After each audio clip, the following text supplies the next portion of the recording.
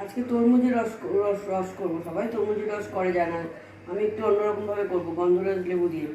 তরমুজগুলোকে কেটে রেখেছি, কেটে প্রত্যেকটা দানা বের করে রেখেছি। দানা বের করে এটাকে এবার মিক্সিতে এটাকে করে নেবো, গ্রেট করে নেবো। আর এইখানে জলের মধ্যে একটু চিনি দিয়েছি, পরে একটু বিট নুন দিচ্ছি। আর এই তরমুজগুলোকে আগে মিক্সিতে করে নিই। এই গরমে পারা যাচ্ছে না, এইসব হালকা এইসব রস টস খাওয়াটাই এখন ভালো লাগছে এবং শরীরের জন্যও ভালো।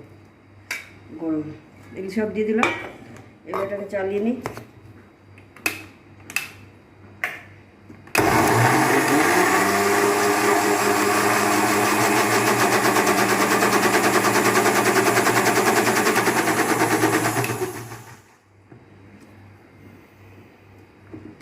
এই একদম রস হয়ে গেছে। এবার এটাকে আরেকবার করবো, আমি ছাড়বো না।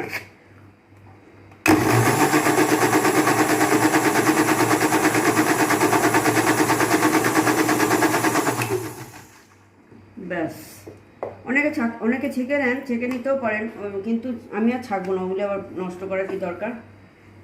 আর আমি মিক্সিতে করেছি, পুরোই একদমই পাতলা হয়ে গেছে। এবার এর মধ্যে ঢেলে দেবো, এই যে এর মধ্যে ঢেলে দেবো।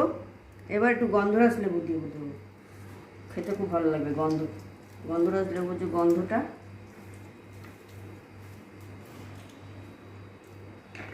আরেকটা দিয়ে দেবো।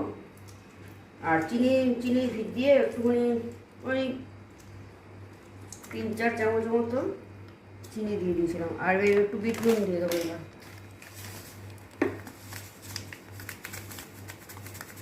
বিট নুন দিয়ে একটু চামচ নিয়ে আসছি, চামচ দিয়ে ঘুরিয়ে দেবো, নাড়িয়ে নিয়ে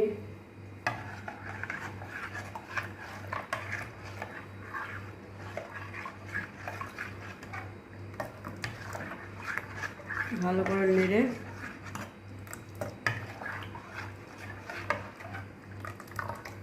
এটাকে এবার ফ্রিজে রেখে দেবো।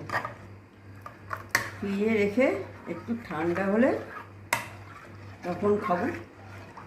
একটু তরমুজের রস তো সবাই করে, সবাই জানে। আমি একটু গন্ধরাজ লেবু দিয়ে একটু করলাম, টেস্টটা একটু অন্যরকম লাগবে। গরমে আর কিছুই ভালো লাগছে না এইসব ছাড়া। আপনারা একটু করে দেখবেন গন্ধরাজ লেবু দিয়ে কেমন লাগছে, গন্ধরাজ লেবুর গন্ধটা। এখন ফ্রিজেটা রেখে দেবো, করে আপনারাও করবেন, কেমন লাগে জানাবেন। নমস্কার।